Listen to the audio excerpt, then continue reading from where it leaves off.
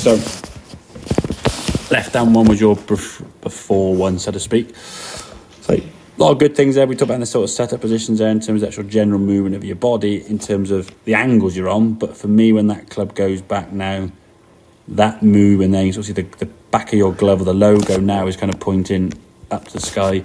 You've whipped that in there quite a lot with forearm rotation, so you're not really sort of moving the club with the body. Now what you'll spot now as you start going to the completion of the backswing, your body now starts moving a bit forward this way, so you're not really sort of getting here and doing that, and as you start trying to get forward, it's almost like a bit of a get up there. When of course if your weight starts going towards your toes a bit more, now you've got to start making adjustments as you start coming back down. And then that adjustment, as we said there, now when you start coming back in the golf ball, your hands got to fire out, the hips got to come back underneath you. I mean, your arms there, quite a long way away from the body. Out of control there. I mean, the back of your hands up there, so the club face is quite open. And now when you're coming back in the golf ball, arms reaching out there. So a lot of space between your hand and how high you're hammering your hands there, probably just after impact, kind of up but here some, aren't they? So your hands sort of start off at address kind of here, and then through impact they're kind of risen up a lot, so a lot of manipulation there. So the practice you've got to try and do now is work on this to the point where it just becomes so natural, you do it instinctively there. Certainly into a window, probably, if I clear these lines, a window more of that, whereas compared to where you were, get back in the frame or two, there you go. That club now, I mean, you see the back of your left hand there,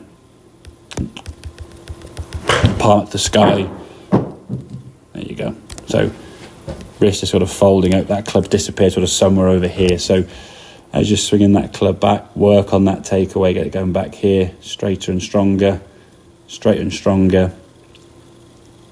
My logo on the glove then, is that should be a bit more sort of towards, I guess, sort of flat to the sort of from where you are there now, a bit more to the ground there, rather than if you sort of if you do that first movement there now, and then just put your logo to the sky, there you go, so that rolls the face open, and then the club then potentially going to start moving in behind you a bit more. So doing that takeaway now, and when you swing this club back here now, there's almost a bit more kind of your right knee and hip are starting to move a little bit more. I know you've got the little black on there, so it's not as easy to see, but at least when you get to kind of here, you can see now the club now is more in that window.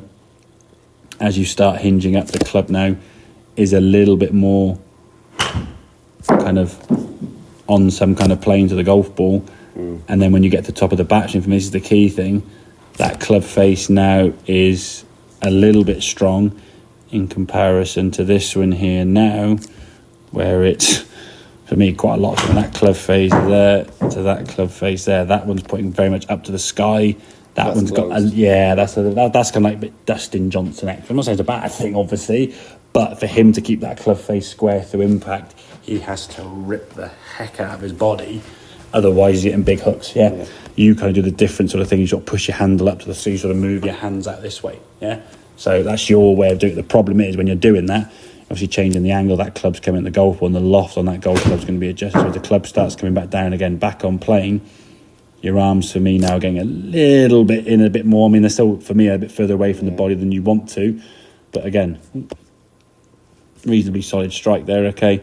As you then release the body through post-impact now, we see the sort of swing plane back onto where the ball was initially, okay? So just trying to get that circle moving around, but your body has to be the engine, the golf swing.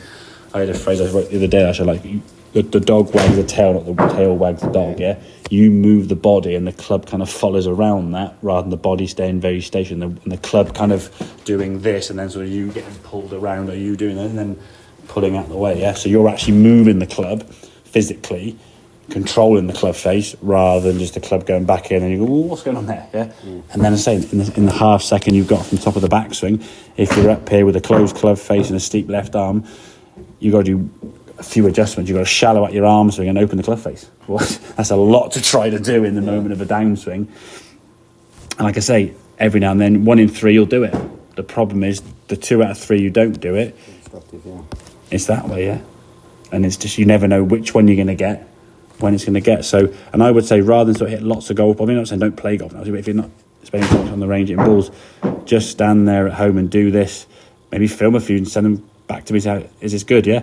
Just make some swings there, back and forth. Just keep doing that movement over. Yeah, it's pretty good. Yeah. So when you're doing that there now, club's kind of over your toe line there, yeah? So you got a nice sort of takeaway. Club is kind of level with your hands there. I mean, the camera's a little bit high, so it's probably a little bit more level with your hands than it looks.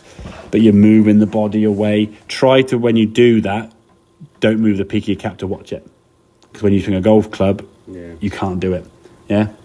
You want to be able to do that through feel. By all means, swing there, stop, and have a look.